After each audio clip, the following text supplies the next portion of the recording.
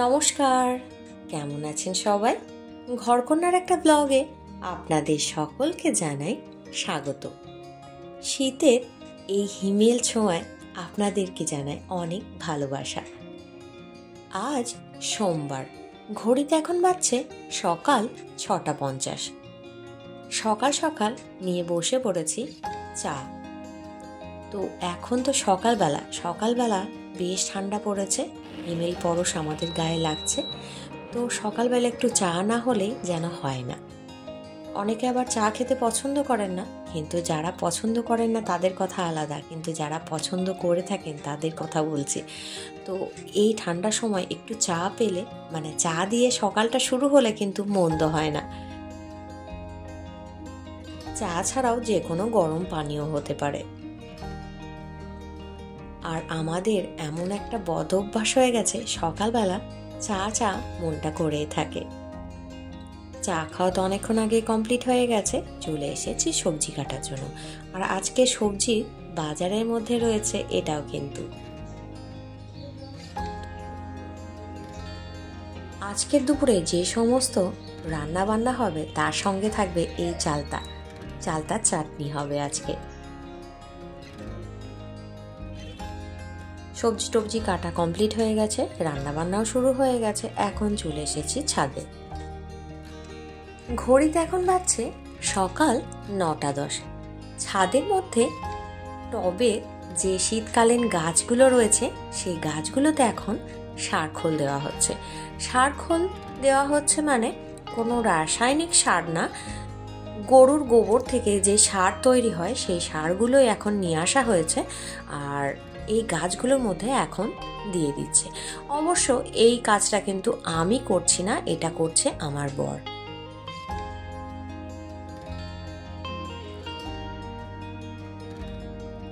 এবার এই সারগুলো তো দেওয়া হয়ে গেছে, এখন এর মধ্যে জল দেওয়া হবে আর মাটিটার সঙ্গে ভালো করে সারটা মিশিয়ে দেওয়া হচ্ছে।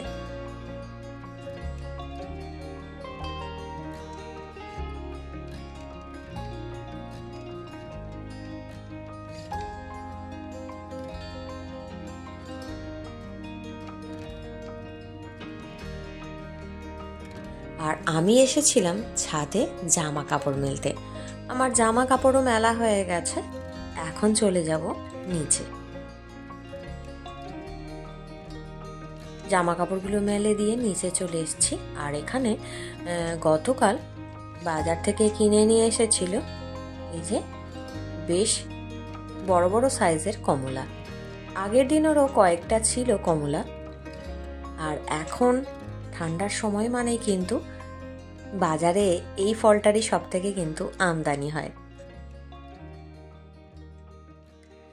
তো এইগুলো এখন এই পেটের মধ্যে গুছিয়ে রেখে দিচ্ছি। আগের দিনের এই যে কমলা লেবুগুলো ছিল ওগুলোকে নাবিয়ে নিয়েছি পেতে থেকে।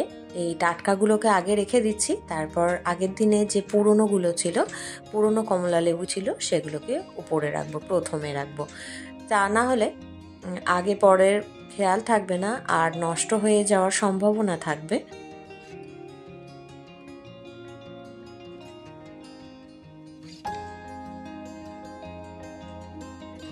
এইভাবে কমলা লেবুগুলো আমি রেখে দিলাম। এগুলো দুপুরের সময়, মানে দুপুরের খাওয়া দাওয়া হয়ে যাওয়ার পর সকলে মিলে এটা খাওয়া হবে। বেশ কয়েকটা কিন্তু কমলা লেবু রয়েছে।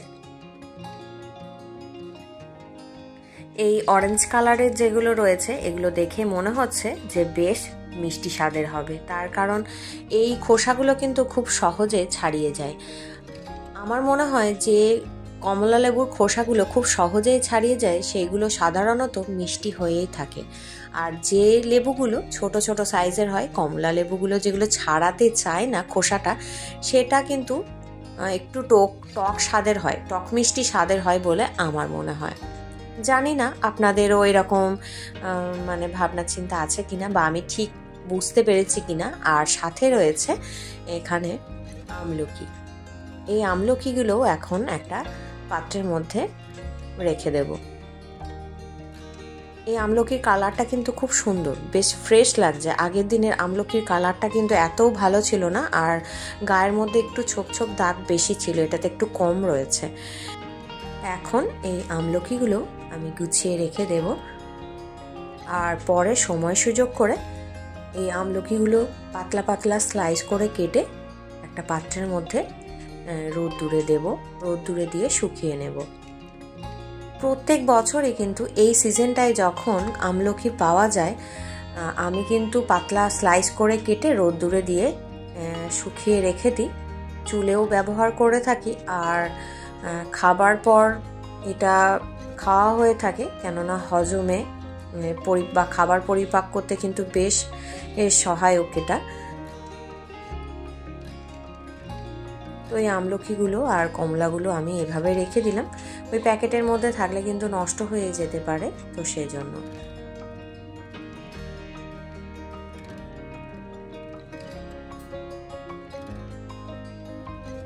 ঘড়িতে এখন বাজছে দুপুর 2:10। স্নান তো অনেকক্ষণ আগেই হয়ে গেছে, দুপুরের খাওয়া দাওয়াও কমপ্লিট হয়ে গেছে। আর আজকে কিছু জামা কাপড় আমি ধুয়ে দিয়েছিলাম, তো প্রতিদিনের তো জামা কাপড় কিছু না কিছু থাকে ধুয়ে দেওয়ার জন্য, তো সেই জামা কাপড়গুলো এখন ছাদ থেকে তুলে নিয়ে এসে এভাবে একটু গুছিয়ে রেখে দিচ্ছি। সঙ্গে সঙ্গে গুছিয়ে না রাখলে কি হয়, অনেক সময় তো কাজে ব্যস্ত থাকি আমরা সকলেই কম বেশি, তো পরে গোছাবো এরকম ভেবে যদি রেখে দিই না, তাহলে মাথা থেকেই বেরিয়ে যায় বা অন্য কোনো কাজে ব্যস্ত হয়ে যায়। আর এই জামা কাপড়গুলো দেখা যায় গোছানো হয়েই ওঠে না সময় করে।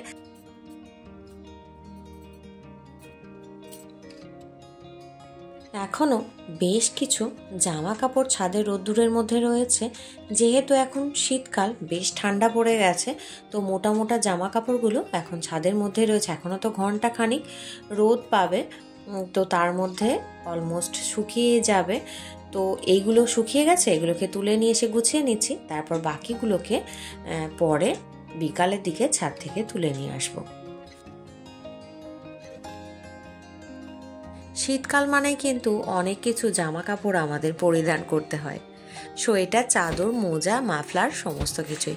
যদিও শীতকাল কিন্তু আমার বেশ পছন্দের, গ্রীষ্মকাল আমার একটুও ভালো লাগে না, কিন্তু কিছু করার নেই, আমরা গ্রীষ্মপ্রধান দেশেই বসবাস করি। এখন সন্ধেবেলা, সন্ধ্যের আজকে টিফিনে রয়েছে পোয়া ভাজা আর সাথে রয়েছে চাল ভাজা। হলুদ হলুদ মুড়িগুলোকেই তো আমরা সাধারণত চাল ভাজা বলে থাকি। চাল ভাজার মধ্যে রয়েছে কুসুম্বি, ছোলা আর বাদাম। দোকান থেকে কিনে নিয়ে আসার পর এটা স্বাদ বাড়ানোর জন্য সর্ষের তেলের মধ্যে শুকনো লঙ্কা আর গোটা জিরে দিয়ে এটা মাখিয়ে নেওয়া হয়েছে। তো এখন এইটা সন্ধ্যের সময় টিফিন করে নিচ্ছি, আর সাথে রয়েছে একটু কফি। এই দিয়েই আজকের সন্ধ্যের টিফিনটা কমপ্লিট করে নিচ্ছি, তারপর করে নেব রাত্রে রান্নাবান্না।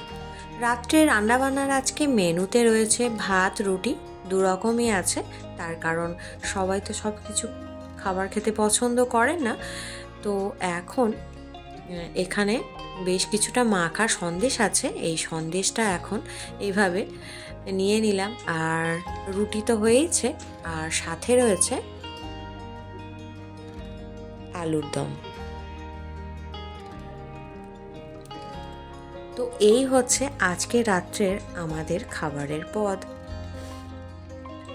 আলুর দমের কালারটা কিন্তু বেশ ভালো হয়েছে, আর স্বাদও বেশ ভালোই হবে বলে মনে হচ্ছে।